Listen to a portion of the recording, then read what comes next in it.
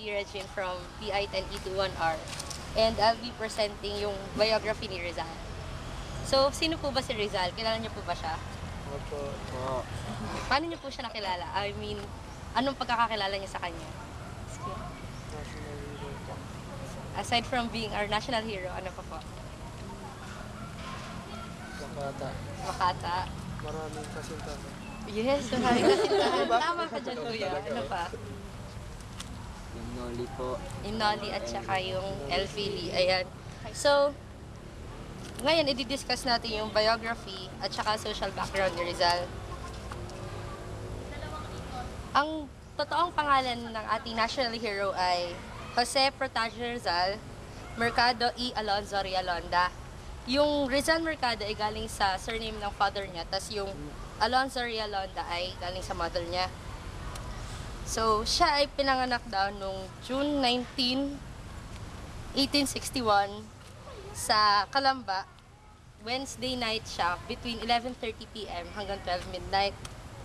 Tapos, binaptize siya nung June 22 ni Father Rufino Collantes. Tapos si Father Casanas yung naging ninong niya.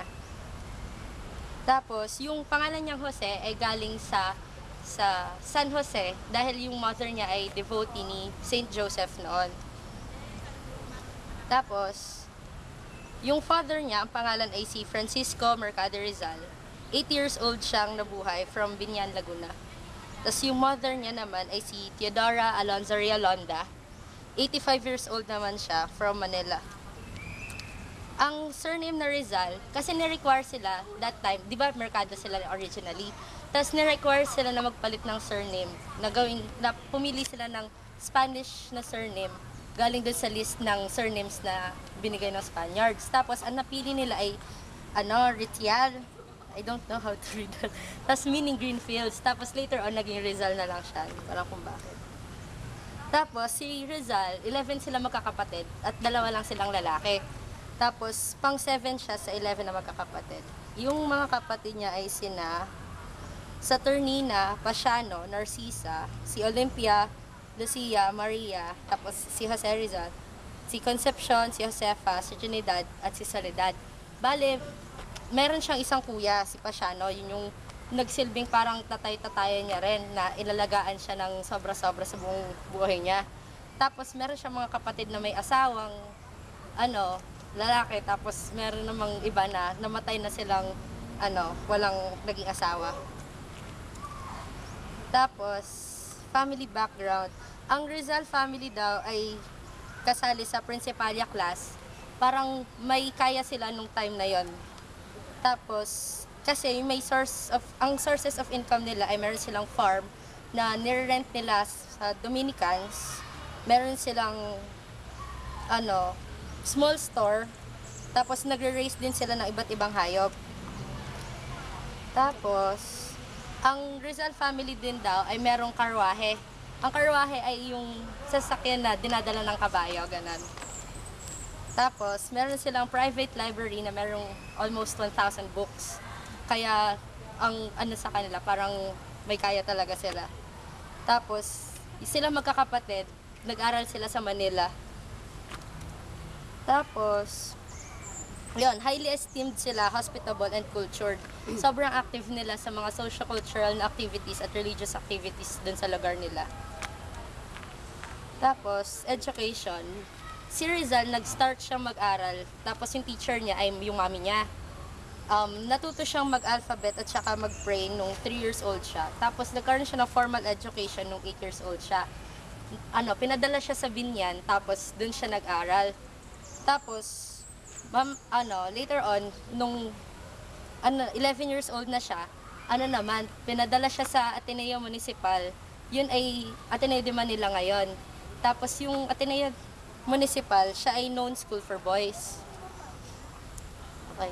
Tapos, after niyang graduate sa Ateneo, nagkaroon siya ng iba't ibang awards. Tapos, excellent lahat yung mga grades niya. Tapos, nag-decide siya magtuloy ng studies niya sa UST, University of Santo Tomas. Tapos, ang kinuha niyang unang course ay Philosophy and Letters. Tapos, after ilang, 2 yata, ewan. nag-shift siya papuntang medicine, tapos ginusto niya maging ophthalmologist para daw gamutin yung nanay niya. Tapos, nag-aral din si Rizal sa Spain, Universidad Central de Madrid, kasi hindi niya tinapos yung studies niya sa UST dahil ayaw niya sa pamamalakad ng mga Dominicans. So yun, nagpunta siya ng Spain para ituloy yung studies niya doon. At yun, habang nandun din siya, nag-aral siya ng arts, ng music, tsaka ng iba't ibang languages. Kaya sobrang indo niya. Tapos, yung friends and girlfriends ni Rizal, kaya sabi ni Kuya, yan, marami nga siya naging kasintahan. So, ang una, si Maximo Viola. Malaki naging part niya sa buhay ni Rizal dahil siya yung nag-fund para ma-print yung Noli Me Tangere nung nandun si Rizal sa Berlin. Tapos, si Ferdinand Blumentritt naman, siya yung naging best friend ni Rizal na nag-exchange sila ng letters from time to time. Kaya, nagkaroon ng account ng mga iba't ibang nangyari sa buhay ni Rizal dahil dun sa exchange ng letters nila. Tapos, ito yung mga naging babae ni Rizal. Si Segunda Katigbak, tapos merong Miss L na hindi na niya pinangalanan kung sino. Si Leonor Valenzuela, si Leonor Rivera, ito yung pinsa niya na forbidden love sila. Ay, ito ba yun? Yun. Tapos, si Consuelo Ortega E. Perez, si Osei San, Japanese siya. Tapos, si Gertrude Beckett, Nelly Bausted, tsaka si Josephine Bracken. Si Josephine Bracken yung pinakahuling niyang yun. Bago siya patayin sa Dapitan, sa Bagong Bayan. Bago siya isend sa Dapitan, tapos bago siya patayin sa Bagong Bayan noong December 30, 1896. Yes, thank you. Mag-proceed tayo dun sa works niya. So, isa sa sikat niya na works ay yung sa novels niya na Noli Me Tangere. So, galing siya sa Latin phrase na ibig sabihin na touch me not, which we can associate with the social cancer.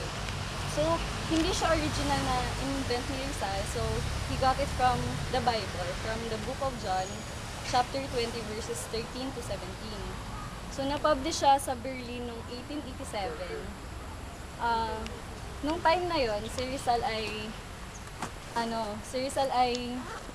naghihirap. Wala siyang pera. Tapos, napag-isipan niya na sunugin na yun yung manuscript. Pero yun nga, kanina, nasabi niya yung friend ni Rizal na si Maximo Viola, nag-fund siya para dun sa publishing ng book, ng novel. Tapos, dinedicate niya yung Noli sa Pilipinas. So, to my motherland. Parang sinabi niya dun na nakikita niya yung mga societal diseases ng bansa, tapos gusto niyang i-expose yon katulad ng mga ginagawa nung dating panahon na yung mga may sakit ay in-expose sa temple so that people can pray for them para maka-find ng cure. So as a doctor, his aim is to expose yung symptoms of the diseases in the society. So yung nakikita niyang social cancer. Although the language is foreign, the setting is in the Philippines. Kasi anong language na ba sinulat yung Noli? Spanish. O tama, Spanish. So, it is a reflection of the real condition of the Philippines for the last decades of Spanish rule. So, si Rizal mismo yung nagsabi kay Father Pastel na, sabi niya, Noli is a clear-sighted look at the realities of the time. It's a vivid memory of what was happening. So parang although Noli is a novel, which is supposed to be a fictional literature, so close siya sa reality. Nagre-reflect siya nung mga nangyari talaga nung time na yon. So pag sinabing Noli Me Tangere, ano yung story yung pumapasok sa isip mo? So for most of us kasi yung naalala natin ay yung love story ni Ibarra at ni Maria Clara, di ba? So, ang pangalawang point ay hindi siya love story. Part lang siya ng novel. Pero kasi nag-focus talaga siya dun sa reflection ng happening sa Pilipinas nung panahon yun. Pang third point, the dilemma faced by the characters is a reflection of Rizal's state of mind. So, meron dong mga parts or discussion, naalala ko ba si Elias? At ni Ibarra, nagkaroon sila ng mga conversations doon. Medyo political nga lang yung kung ano ba yung point ni Elias, mas gusto niya yung reform. Tapos si Ibarra naman, sinasabi niya na nag-agree siya dun sa necessary evil na hindi naman kailangan talaga ng Spanish government. Pero si Elias naman, kailangan daw ng reform sa friars, ganon. So in writing the novel, Rizal was not prescriptive. He was just describing because he believes that merely exposing or describing the disease is the cure itself. So, yung readers or yung nagbabasa, sila yung mag-a-act at magpo-provide ng cure. So, examples ng societal diseases or yung problems, yung mga injustices, yung sa Noli, yung pagkamatay ni Crispin, yung anak ni Sisa, di ba? Napagbintangan lang siya, nagnakaw. Tapos, wala man lang parang due process, parang pinatay siya, pinahirapan. Tapos yung isa pang societal disease, yung kay Doña Victorina, kilala niyo ba yun? Yung parang gusto niyang maging mayaman, gusto niyang magmukhang mayamang Spanish. So naglo-look down siya sa kapwa niya Pilipino. So yung Noli, yun talaga yung purpose ni Rizal ay to expose para magising yung kamalayan ng mga Pilipino nung nangyayari ng time na yon. So, kuha niyo ba? So, mag-move on na tayo sa questions. Ready na. So, una, why do you think Rizal wrote his two novels in Spanish if his goals were to expose the diseases in the society? Actually, sa amin kasi, during that time, siguro 10% pa lang nakakaintindi ng Spanish sa Philippines.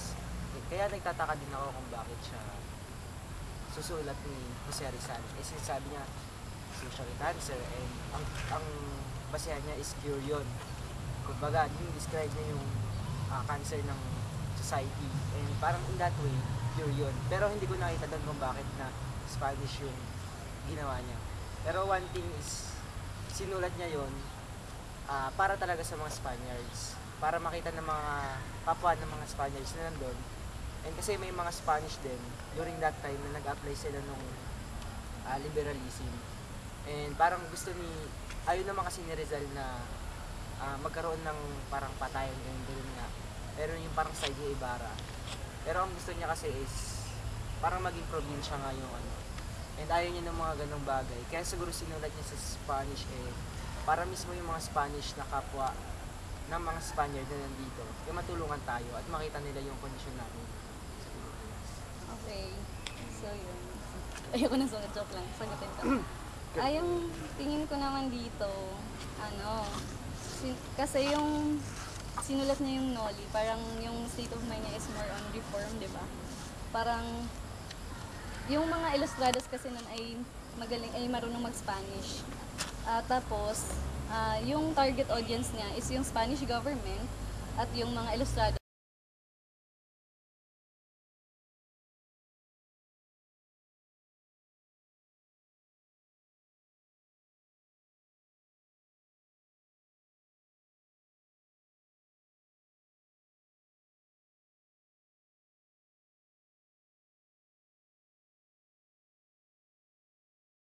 Ni Rizal, yun sa annotation niya, yung in-annotate niya yung work ni Antonio Morga sa Sucesos de las Islas Filipinas.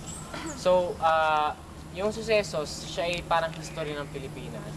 Sinulat siya ni Morga nung mga 16th century, hindi ko sure, or 17th century, na makapal na libro yun about sa Philippines, itsura ng Philippines, nung kasabayan niya si Ferdinand Magellan, yun. Tapos parang di-describe niya kung ano ba yung Pilipinas doon. And naging isang goal doon ni Rizal kung bakit niya ginamit yun nga, yung Sucesos de las Islas ni Morga. Para maipakita, kasi parang ang sinasabi kasi ng mga Kastilano na wala tayong history, tayo mga barbaro, mga ganon. And para bang ang pinang-counter niya sa argument ng mga Spanish, sarili mismo nilang gawa. So ito nga yung annotation ni yung Sucesos de las Islas Filipinas ni Antonio Morga. And may mga chapters doon na nagpapatunay na meron talagang identity ang Pilipinas or may culture ang Pilipinas bago dumating ang mga Spanish. So yung una ay doon sa page 260 ng annotation ni Rizal na to. So annotated niya na to. Ay dun ito yung phrases na sinasabi, an abundance of rich gold, deposits and other mineral products. So ito yung sinasabi dinidescribe ni Morga yung Pilipinas na meron nga daw na rich gold deposits and other mineral products. Na isa talaga nagpapatunay na may culture talaga ang Pilipino noon. And sa page 266 naman, sinate mismo ni Morga sa Pampanga, sabi niya, sa Pampanga, yan, having many streams and canals which irrigate the same province. So may irrigation na nung nung panahon pa nga bago pa dumating ang Spanish. And then sa page 270, yan, sa Panay naman, merong abundant in rice and wine, producing palm trees and all kinds of food supply. So yan, abundant tayo sa rice, wine, producing palm trees, at all kinds of food supply. And doon sa specific na parang barangay ng Panay, doon sa Oton, ay sabi ito, having a port and sandbar for galleys and vessels, shipyards for building, oceans, going vessels, and a good supply of timber for construction purposes. And sa page 272 naman, at sinasabi naman doon, na throughout the islands, writing is well developed through certain characters or signs resembling the Greek and Arabic. So meron na rin pala daw tayong letters and symbols before pa dumating ang Spanish. So, yun yung goal talaga ni Rizal na maipakita sa mga Pilipino rin, sa tayo mismo na tayo, may history na tayo before pa dumating ang mga Spanish. So, gumawa siya ng parang kanyang theory, which is yung tinatawag na liwanag, dilim, liwanag. Na kasi parang sinabi ng mga Spanish naman na tayo daw ay from dilim to liwanag. But yung ginawa ni Rizal ay liwanag tayo, maliwanag na yung buhay natin dati. And then nagdilim, parang yun yung Spanish colonization. And then liwanag na ulit. Kumbaga, yun yung kumbaga malaya na tayo from colonization. Sige, yun lang naman kasi yung pinaka point kung bakit ginamit sa PI-10 yung susesos is because maipakita talaga na may identity ang Pilipinas. Magandang hapon. Salamat sa pag-unlock sa pag-imbita namin. Ayun, ako si Paula. Ngayon, i-discuss ko yung isa pa sa essays ni Rizal. Yun naman, The Philippines a Century Hence. And ito, sinulat din niya ng Spanish. So, yung title niya talaga originally is Filipinas de Cien Adios. Ito, first published siya sa La Solidaridad, Madrid between September 30, 1889 and February 1, 1890. Tapos, sinanslate to ni Charles E. Derbyshire. Iba itong mga reforma na to? Una, yung free press. Tapos pangalawa, Filipino representative sa Spanish government. So, ayun yung mga reforms na pinropose ni Rizal. And dun sa fourth part naman ay yung future ng Pilipinas. So, ulit, yung unang part is yung past natin. Second is yung present ni Rizal, which is 19th century. Third naman ay yung pangangailangan ng Pilipinas ng reforms. Tapos pang-apat ay yung future ng Pilipinas. So, makikita natin dito na yung ginawa ni Rizal is kinompare niya yung past at present para mai-outline niya yung future. Ayun, alam ni ate, galing. Ayun, tapos also, ang ginawa ni Rizal, nag-gain knowledge siya of what is absent. Kagaya nga nung past, syempre, hindi naman niya alam, di ba? Tapos pati yung, he also gained knowledge of the future using the past and the present. Ganyan. Also, sinabi niya doon na yung unity of opposites ay yung magbibigay sa Pilipinas ng sure salvation. So, sinabi rin niya na ang sure salvation. Si Rizal yun Ayun. Tapos, sabi rin ni Rizal na yung yung pagiging free ng Pilipinas or yung independence ng Pilipinas, inevitable yun. Hindi yun maiiwasan. So, merong social determinism yung mga Pilipino. Parang sinasabi doon that history is towards freedom and emancipation. Meaning, yung mga yung mga abuses and oppression na nare-receive ng mga Filipinos, ayun yung mag-breed ng flame para sa revolt ng mga Filipino. So, kahit anong mangyari daw, sabi ni Rizal, talagang magiging independent ang Filipinos or ang Pilipinas. Also, he proposed here the theory of community, which means parang pinapredict nun yung eventual independence natin ng Pilipinas. Also, this would evoke physical science kasi di ba parang sa Noli, yung gusto niya is knowledge, parang mas pinapropose niya na magkaroon ng school, ganyan. So, parang sinasabi niya na sa future, mag-evoke yun ng physical science, yung parang understanding pagdating sa science, ganyan. So, ngayon, ang question, bakit kaya reforma yung ninais ni Rizal? Naisip niyo ba yun? Bakit kaya reforma? Bakit hindi revolusyon? Ganon. Kayo ba? Napapaisip ba kayo? Bakit kaya reforma? Yung reforma ay yung free press tsaka yung Filipino representative to the Spanish Congress.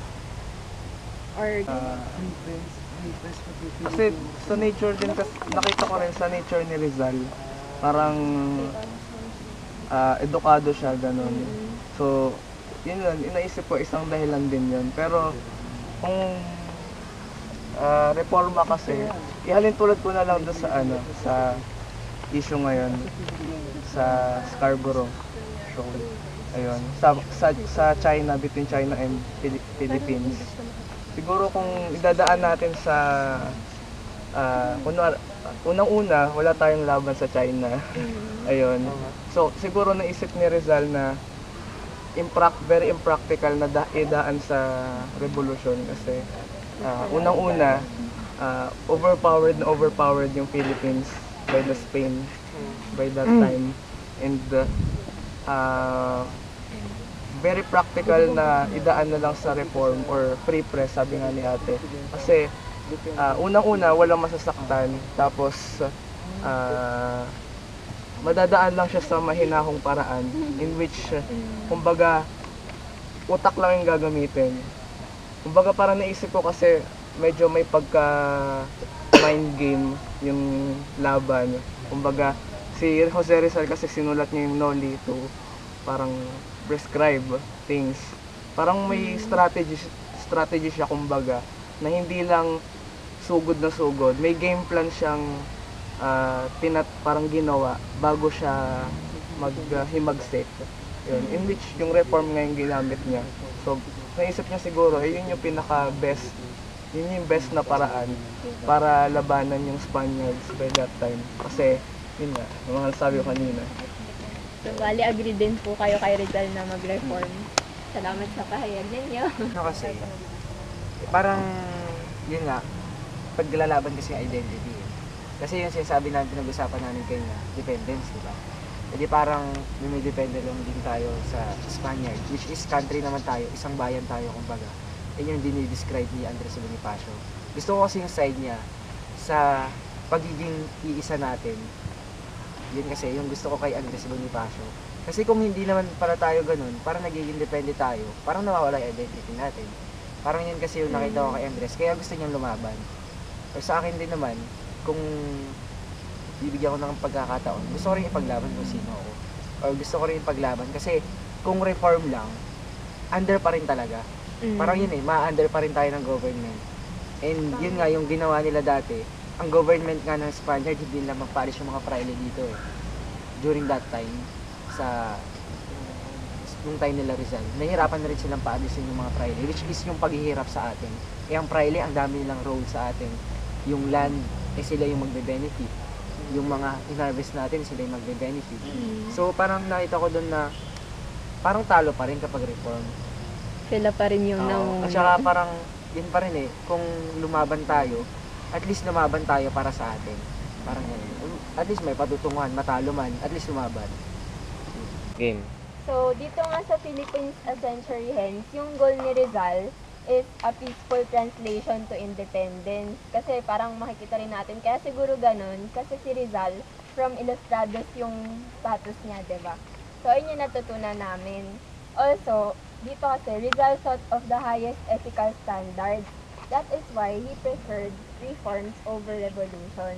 So, highest ethical standards, parang why not, sabihin mo na natin sa kanila, ito yung nangyayari. Kaya ganito yung naging sitwasyon ng Pilipinas. Parang, ayun yung goal ni Rizal.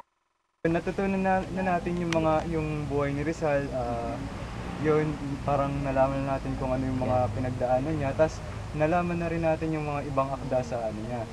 Yung mga ibang akda niya. Tapos kung ano yung ibig sabihin niya doon. So parang nalaman natin doon na syempre minahal din talaga ni Rizal yung ano niya, yung bayan niya, 'di ba? Nandun yung concern at pagmamahal sa bayan, 'di ba? Tanong ko lang si Ate. Hindi ka kasi Hindi nasagot. anong course mo, Ate? Amat. So pagka-graduate mo, anong plano mong gawin? Ano bang nun? Ano bang career path ng Amat? Ako yung tayo. Gusto ko dito lang mag-stay, mag-trabaho. Magtuturo ka, gano'n. Ayoko Parang, ano bang trabaho na ako? Hindi ko kasi Actuary. taga-compute. Parang minamodify niya yung isang system para ma-minimize yung cost or ma-maximize yung Parang, ano yun, parang economical, ano din yun. Si Kuya daw. Talagang factor. Ako bala ko mag-MS.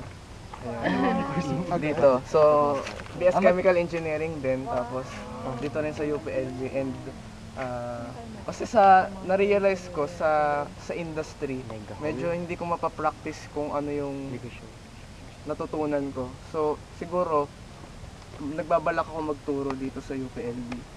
In which, pwede ko naman i-practice yung natutunan ko as chemical engineer sa research. Yun. So, sa publications. So, hindi lang naman kumbaga, sa laki ng sweldo na susukat kasi gusto kong gamitin talaga yung nalalaman ko. Ako ang course ko kasi ay Ag-Econ. Ang major ko kasi ay Policy and Development. So, ang gusto ko talaga ay parang gumawa ng mga policies or mag-analyze ng mga programs, i-compare yung mga analytical effects nila before and after para makita kung ano talaga yung mas better off na nararapat na plano or program para makadevelop din sa society, para mag-increase din ng welfare, para talagang ikabubuhay ng buong nation. BS Nutrition ako. Career path. Yun, kaya ako nag-Nutri kasi gusto ko mag-doctor sana. Pero hindi ko pa alam kung matutupad ko siya kasi panganay ako, kailangan ko pag-aralin ng mga kapatid ko. So, bala ko na lang siguro kung sakali magturo na lang din dito. Gusto ko din ma-apply, sabi nga ni Ray. Na lang din? Oo, hindi naman lang. Pero gusto kong mai-apply yung mga natutunan ko. At yun, makapag-serve din sa pinanggalingan ko. Yun. Ayun po. Ako naman po ay CE. And actually, sa second sophomore na second year ko dito sa UPLB, hindi ko pa talaga siya iniisip. Pero yun, ngayong natanong naman, and may naisip naman ako konti. And nagsiyik ako kasi, actually gusto ko lang magtayo ng building, ganun. And actually gusto ko kasi magtayo ng building para sa church namin. And after siguro ng graduation, talagang gusto ko actually magturo din. Kasi kapag ang isang bagay na, ang alam ko kasi kapag ang isang bagay na nasi-share mo na sa iba, makikita ng tao na alam mo talaga, yung sarili mo na alam mo kapag kaya mo i-share sa iba. So siguro gusto ko yung magturo muna, tapos din papasok din sa... So yun, parang nakita ko naman sa sagot niyo na parang na apparent naman sa akin na there's this sense of sharing, na there's this sense to give back, di ba? Na parang ako, hindi lang mahalaga na may natutunan ako, kailangan i-share ko yun kasi yun yung kumbaga yun yung contribution ko sa bayan, di ba? So, yun, maganda yun. Buti naisip. Ang natutunan ko sa PI10, si Rizal kasi, naniniwala siya na na bilang isang tao, capable ka talaga ng magagandang bagay. You're capable of great things. At yun, kaya niya parang, at ganun niya kamahal yung bayan. Kaya siya galit sa kaya siya galit sa parang kolonyal kasi ini-inhibit nito yung great potential ng mga tao. Ganun niya kamahal yung bayan. So, yun. Ayun. Ayun, last part na, sana yung mga tutunan natin, isa tayo sa mga magpasimula ng gusto nating pagbabago kasi napansin nga natin, tulad ng sabi nyo, yung identity natin as Filipinos, hindi natin napapakita. So sana sa mga tutunan natin, may apply natin siya at since alam nyo na, tayo na yung magsisimula para sa pagbabago, dulot ni Rizal bilang siya yung pambansang bayani. Ayun. Salamat sa pagpunta, salamat sa pag-attend, salamat sa lahat ng ideas na ibinigay nyo. Yun, salamat ulit sa magbibigay ng oras. Salamat si Ellie. Thank you po. Yay!